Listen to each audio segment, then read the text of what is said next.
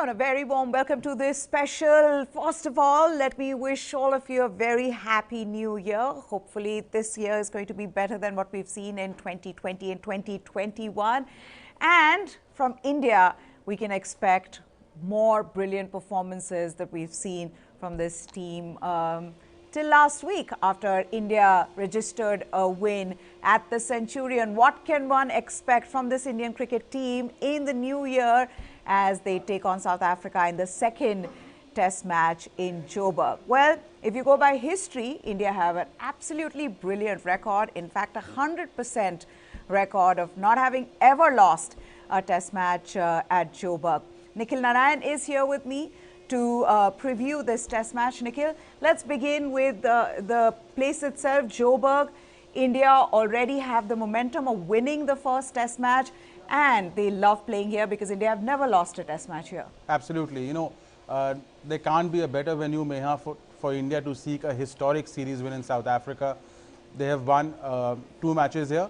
They haven't lost a single test, and there's an interesting stat here of the 15 venues in SENA countries where India has at least played 5 test matches. It is the only venue. The Wanderers in Johannesburg is the only venue where India hasn't lost even a single test match. And that is some record. So clearly India likes the Wanderers in Johannesburg, and no better ground, as I said, for India to seek a historic first ever series win in South Africa. That's right. And one of the things that was asked to Rahul Dravid in the pre-match press conference was this, that does he see something there? Why is it that India have done so well in Johannesburg in the past? And frankly, he really couldn't figure that out himself. He's at one point suggested that maybe the bounce wasn't that uneven as we've seen in Centurion. That could be one of the reasons. But overall, he himself was confused as to why, India have done so well in this venue. But Nikhil, let's talk about the Indian team and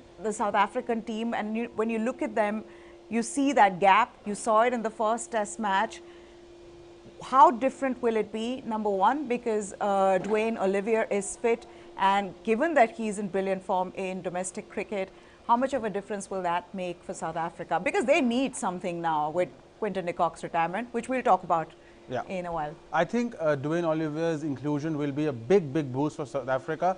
But Meha, I don't think it is enough of a boost for them to, put one against India. I think India still start favourites even with Olivier's inclusion, and the reason for that is South Africa's poor batting lineup. I mean, their batting is, I don't want to say, but it's absolutely hopeless. Dean Elgar and Markram are the 2 best batsmen in this side now, and they also average in their mid-30s to late 20s in the last couple of years since AB de Villiers' retirement. Their best batsman, Quinton de Kock, has retired, and frankly speaking, even if the bowling with Olivier's inclusion, let's say, comes to par with India's fast bowling unit, the batting difference is just too large, even with Rohit Sharma's absence. That's right. So South Africa's batting woes continue, especially with Quinton de Kock's retirement. We'll talk about it in just a bit, but let's also talk about, some of those heroes from the earlier matches that India have either won or drawn in Johannesburg, Nikhil, and it's interesting. The one that comes to my mind is Srishant's bowling. Absolutely. That actually took India to a win, first ever win in 2006. But there have been heroes. Rahul Dravid scoring his debut Test century at Joburg, so he'll have fond memories of it. But some of the best draws and wins have come there for India. Absolutely. Right from India's first tour post-South Africa made an international return in 1991, when Sachin Tendulkar in Johannesburg produced a master-class 111. Everyone around him failed. Ravi Shastri Jadeja opened, failed. Sanjay Manjrekar failed. Manoj Prabhakar failed. Praveen Amre failed. Here is a young Tendulkar who just dominated the attack. He left well. He got 19 boundaries, 111. Because of his innings, the match ended in a draw. And Tendulkar was there on the world stage. Then you mentioned Dravid. Of course, Dravid, 1997, again brilliant. That match ended in a draw. India should have won, but rain on the final day. Srishant, we all know his 8 wickets heroics in 2006, India's first victory in South Africa. Kohli was brilliant in 2013, 119 and 96. Interestingly, Meha, in that match, India had set South Africa 458 and South Africa reached 450 for 7. They were just 8 runs short of the highest ever chase in Test history. Faf du Plessis and AB de Villiers both hit centuries. Both are not there in this 11. And then India's second win, of course, in 2018 when Bhuvneshwar Kumar all-round performance, Mohammad Shami, Virat 5 Kohli, wickets for Mohammad Shami. and Jasprit Bumrah. Yeah. So that was a complete team effort. So, you know, many and on a pitch that was really rated poor by the ICC. Absolutely. A brilliant win by them, though by then South Africa had already won the series. But yeah, brilliant performances there from these players. But one player who needs to perform now, given how his form has been, Nikhil, is Virat Kohli, and probably going to take some heart from the fact that he scored a century here, though it came in 2013. Virat Kohli, Ajinkya Rahane, Cheteshwar Pujara. Again, the question was put to Rahul Dravid, and he didn't seem too worried because he said, look, it's a kind of a pitch where not too many batsmen will be able to convert their scores. Having said that, I think this new year, the best gift for Indian cricket fans would be Virat Kohli really scoring big. You know, Virat Kohli has played 98 test matches in his career.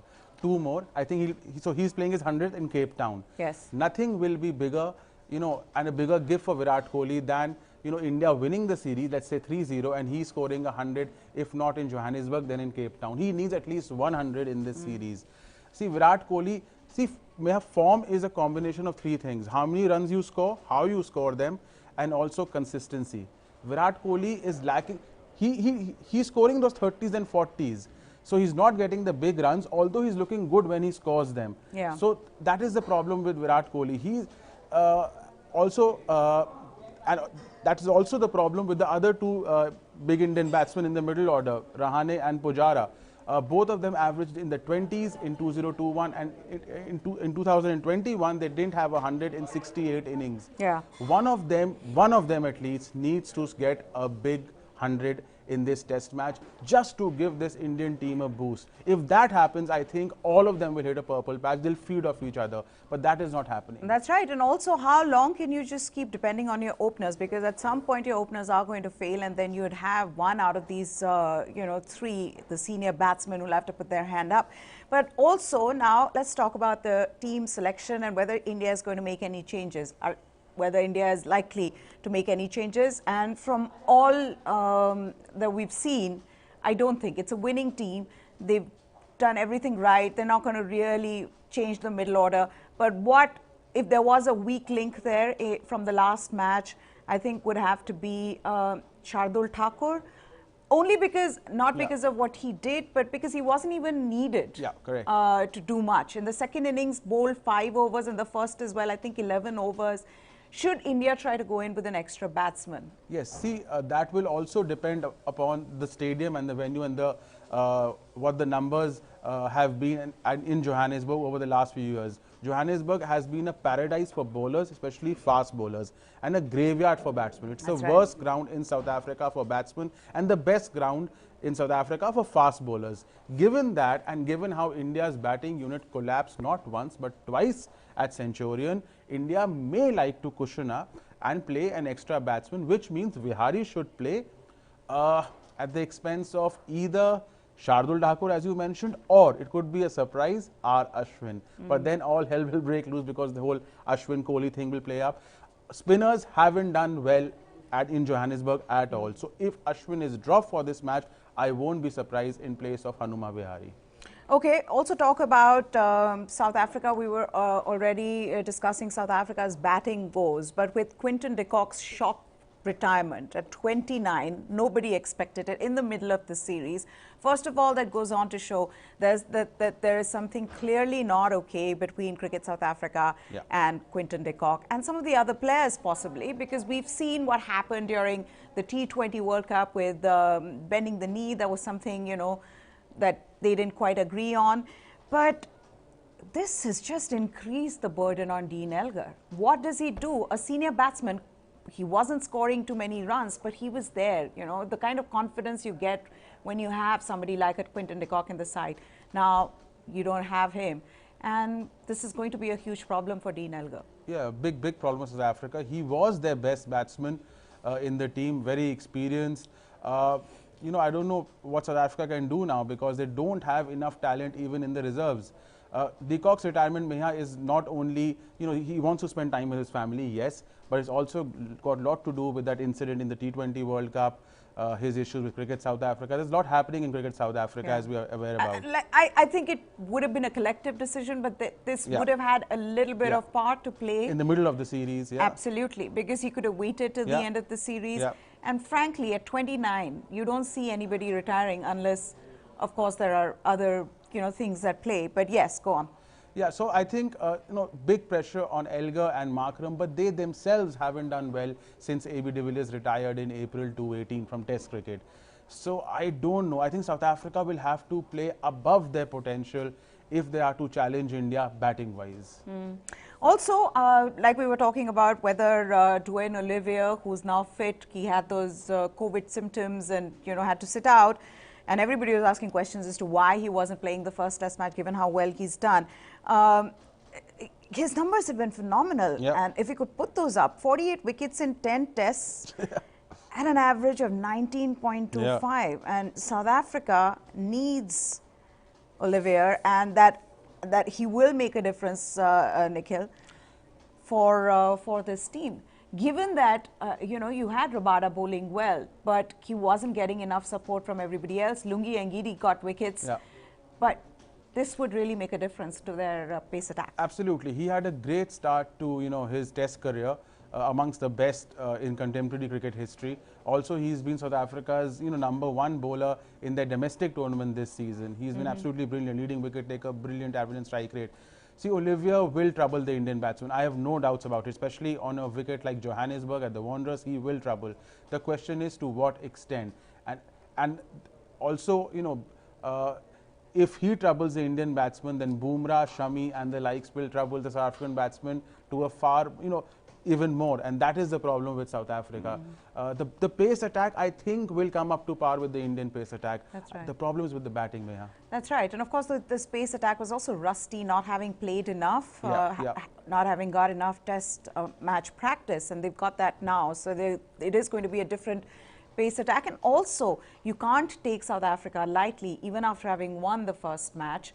You will know that they're a good team and they know these conditions much better than Indians. So I'm sure that's something. And in fact, that's something that Rahul Dravid talked about. The other thing that Rahul Dravid talked about in the press conference, Nikhil, that I wanted to bring your attention to is that somebody asked him about why Virat Kohli was not coming for any of the press conferences.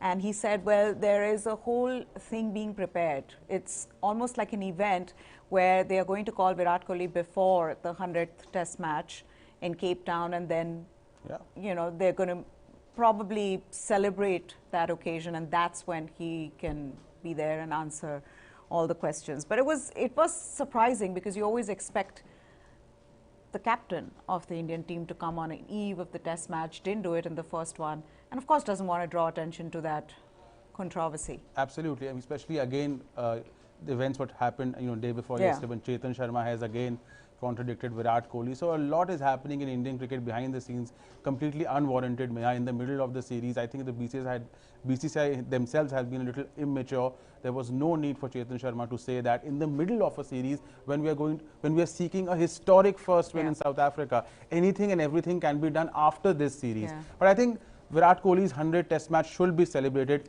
especially if India wins at Johannesburg. That's right. So a lot to look forward to, and especially with this team and how they've been playing this whole year 2021, and finishing that year on a high after registering a win in Centurion, which is a fortress for the South Africans. They've never been beaten there by the Indians, but to do that, and to do that in style, 113 runs is what they beat South Africa by. But Nikhil Narayan, thank you so much for joining us. That's it from us. Do join us in this new year for all the latest from the world of sports, from the world of cricket. We'll be right here giving you all the latest. For now, goodbye. Thanks for watching.